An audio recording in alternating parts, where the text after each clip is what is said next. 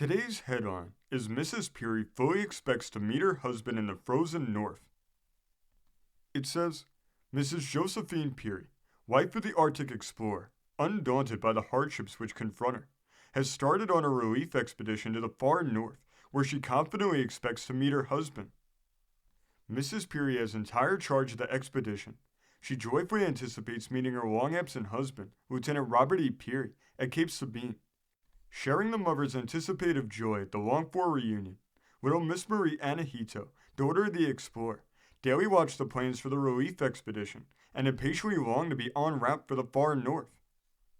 Mrs. Peary is no stranger to the dangers of the far north. During the trip of 1897 to 1899, at which time Lieutenant Peary skirted Greenland, Mrs. Peary went to her husband's aid in this same vessel, the Windward. The experience which she gained on that voyage stands her in good stead, and this time she goes north better equipped, both in aids to polar sea investigation and in the appointment of the vessel.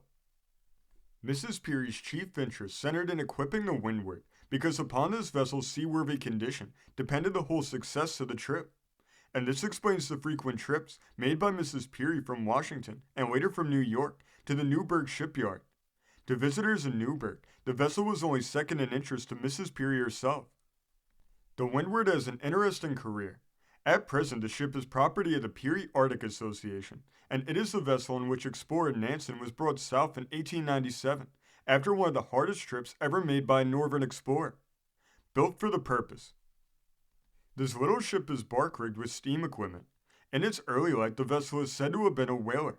Since her purchase by the association, the Windward, however, has been twice overhauled, the object being to convert her into a vessel exactly suited for exploration in the ice fields. 3 thicknesses of planking line her sides, and the bow planking is fully 5 feet thick. Necessarily, such a vessel is a slow-going boat at sea, and up to recently, the Windward was handicapped by limited engine power, which explains why more than 7 weeks were required on a trip which she made across the Atlantic in 1898. During the overhauling which has just been finished in Newburgh, new engines and boilers were put in. New cabins were also added, and neatly arranged quarters were made for Mrs. Peary. The new boiler is of modern type and will carry 120 pounds pressure, while the new engine is about 300 horsepower, enabling the vessel to make 7 knots at sea instead of 3 knots, which in the past was about her speed limit. Just prior to sailing, Mrs. Peary expressed satisfaction at the alterations made, the changes having provided suitable quarters for herself, her daughter, and the maid who accompanied them. Protection and comfort. Of necessity, the quarters on the Windward are small, out of lack of space. The remainder is made up by preparations for protection from the extreme cold of the far north, and for other comforts possessed by modern vessels. The wall seats are upholstered in heavy leathers. The woodwork exposed is of hard woods, highly polished. Little brass or ornamental work is to be seen throughout the boat, tidiness having taken the place of ornament. In recounting the history of the Windward, Captain Bartlett recently told of how a railroad caboose was converted into the vessel cabin during the voyage of 1898. At that time, Lieutenant Peary was given caboose number 4259 by the Erie Railroad Company. The caboose was put aboard, and in its transformed duty as boat's cabin, did valuable service to the explorer, while the vessel was imprisoned in the ice of Allman Bay, Grinnell Land, for 8 months. Later, in August 1889, this caboose was put ashore at Ida, North Greenland. An addition was built to it, and it did duty as a home for the lieutenant and his companions during the winter of 1898 to 1899. Story of a caboose. When Lieutenant Peary was ready to resume his journey around the northern end of Greenland, he left the old caboose.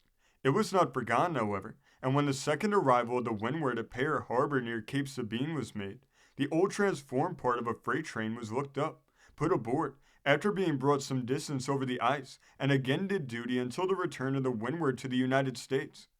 Later, with due formality and a vote of thanks from the Peary Association, the old caboose was returned to its original owners, the Erie Railroad Company.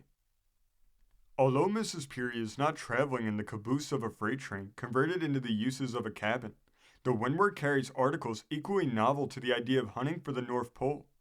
One of these novel ideas is a series of games for children of the far north, whom Mrs. Peary may meet.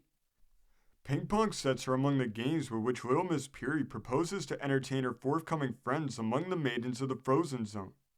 It is believed the Eskimo girls will take a keen delight in this new game, which figures so prominently in the amusements of the modern home and aboard the ocean liners. Other childish games likely to delight the old and young of the inhospitable Arctic have been taken along. These games will also serve nicely to while away the long hours of the voyage. Mrs. Peary's attractiveness. Mrs. Peary, the fearless woman who has so seriously planned all these details for the relief of her husband and his party, is an interesting woman, aside from her executive ability and the honors which have come to her through her distinguished husband. Persons who know her describe her as delightful in manner, aside from being a very handsome woman. To attempt a trip of this kind, braving the exposure of Arctic weathers, is no mean accomplishment for the sturdiest man.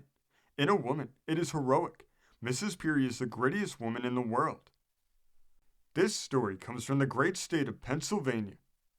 Being reported in the Philadelphia Inquirer of July 27, 1902. Thank you for joining us today. Beginning next week, on Monday, February 5th, we're going to be going to a new uploading schedule. We'll be uploading on Mondays, Wednesdays, Fridays, and Saturdays. If you want to continue to uncover all of America's lost and forgotten history, then remember before you leave, to hit the subscribe button, hit the notification bell, and remember to like and comment below. And we will see you next time on Americana Archives.